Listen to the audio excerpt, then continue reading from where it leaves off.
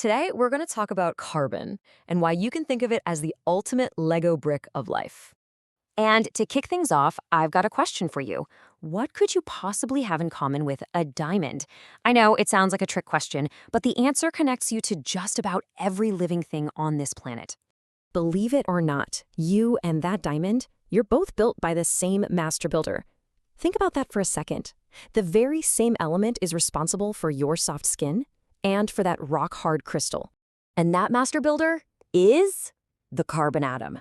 It is the foundational element, the literal backbone of every single living organism that we know of. So let's get into that. Why do we call carbon the element of life? Well, it's actually pretty simple. From the tiniest little microbe to the biggest blue whale, if something is alive, you can bet it's made of carbon. Just think about the building blocks of you, the proteins that make up your muscles, the DNA that's packed into every one of your cells, the carbohydrates that are fueling you right now. All of them, every last bit, are built around a skeleton made of carbon atoms. So what is it that makes carbon so darn special? I mean, why is it life's go-to building material?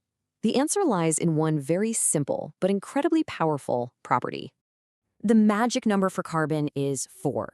See, a carbon atom has 4 electrons in its outer shell that is just super eager to share. This means it can form 4 really strong, really stable connections, or bonds, with other atoms. The best way to picture this is to imagine each carbon atom as a Lego brick with 4 studs on it. It's ready to connect with 4 other bricks in 4 different directions, and this allows it to build these huge, complex 3D structures. And this is where you really see carbon's incredible versatility. In graphites, the stuff in your pencil, the carbon atoms form these flat sheets that slide past each other easily. That's why it works. But if you arrange those exact same carbon atoms in a super tight 3D lattice, you get a diamond, one of the hardest substances on Earth. Same Legos, totally different build. But of course, you can't just snap these atomic Legos together randomly. Life has a very clear set of assembly rules. And you know what? They're surprisingly simple. Carbon loves to bond with itself, for sure, but it also has a few favorite partners. Its molecular best friends. Let's meet them. Hydrogen, oxygen, and nitrogen. And here's the rule book. It's so straightforward. Each element has a set number of connection points. Carbon, as we know, has 4. Nitrogen has 3. Oxygen gets 2, and little hydrogen just has 1. These simple numbers are basically the entire blueprint for how all of life's molecules get put together. Okay, so we have our master builder, we've got our Legos, and we've got the assembly rules. Now for the really fun part. Let's see what we can build.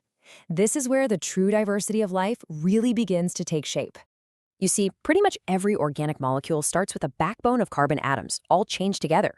This is what we call the carbon skeleton. And by making just a few simple changes to it, you can create a staggering variety of molecules. First up, you can vary the length.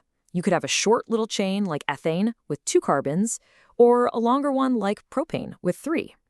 And these chains can get enormous, growing to be hundreds or even thousands of atoms long. Second, you can add branches. A straight chain of 4 carbons is called butane, but if you rearrange those same 4 atoms into a branched shape, you get a totally new molecule, isobutane. Same parts, just a different design. Third, they can have double bonds. This is where 2 carbon atoms form a stronger, shared connection. And what's wild is that just by changing the location of that double bond, you can create a completely different molecule with totally different properties. And fourth, the carbon chain can actually connect back to itself and form rings. These ring structures are the foundation for so many crucial molecules in our bodies, things like certain amino acids and even our hormones. All right, let's just step back and put it all together. We've seen how one simple element with just a few simple rules can create the foundation for absolutely incredible diversity. Changing the length, adding branches, creating double bonds, and forming rings. That's it. Those 4 simple variations. That's the entire design language for the whole vast world of organic molecules. So when you think about it, life's incredible, almost overwhelming complexity all boils down to just a few simple, elegant rules. It really makes you wonder, what does that elegant simplicity tell us about the nature of design in our universe?